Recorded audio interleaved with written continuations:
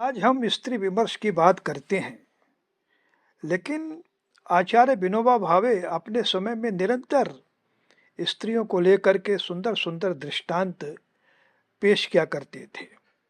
एक बार उन्होंने बताया कि वैदिक काल में स्त्रियां बड़ी ही ज्ञानवती होती थीं। एक प्रसंग है, याज्ञवल्क्य की सभा में चर्चा चल रही थी। गार्गी उठ खड़ी हुई और उसने याज्ञवल्क्य से कहा, जैसे काशी या विदेह का क्षत्रिय वीर बाण मारता है, वैसे ही मैं तुझे प्रश्न रूपी बाण मारती हूँ। तुम अपनी छाती सामने करो, मैं अपने प्रश्नों से ताड़न करूंगी। उसने 2 सवाल पूछे। याज्ञवल्क्य ने उन प्रश्नों के जवाब दिए। तब गार्गी ने हिम्मत के साथ पंडितों से कहा, पंडितों, अब याज्ञवल्क्य से चर्चा मत करो, इसे नमस्कार करो, क्योंकि इन सवालों से कठिन सवाल और हो ही नहीं सकते।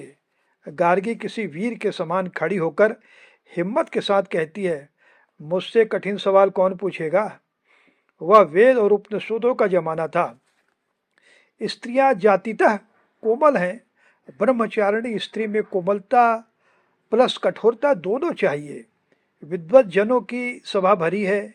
उस सभा में याज्ञवल्क्य स्त्री के सामने गार्गी खड़ी है। 7 विद्वानों ने याज्ञवल्क्य को प्रश्न पूछ लिए। उनके बाद वह खड़ी होती है। 2 प्रश्न पूछ रही हूँ, ऐसी भाषा नहीं बोलती है।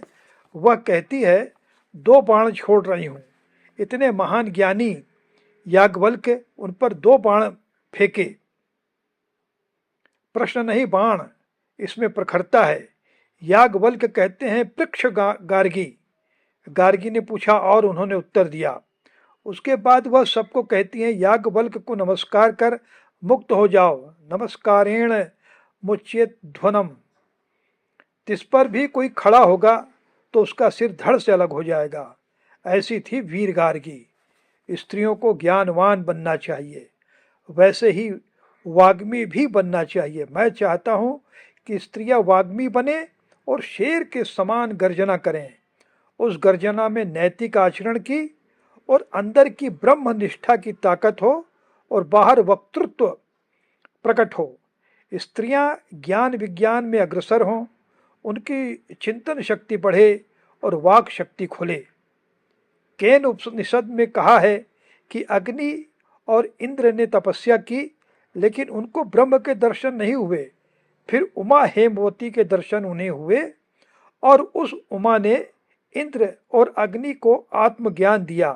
इस तरह आत्मज्ञान देने वाली उपमाएं प्रकट हों।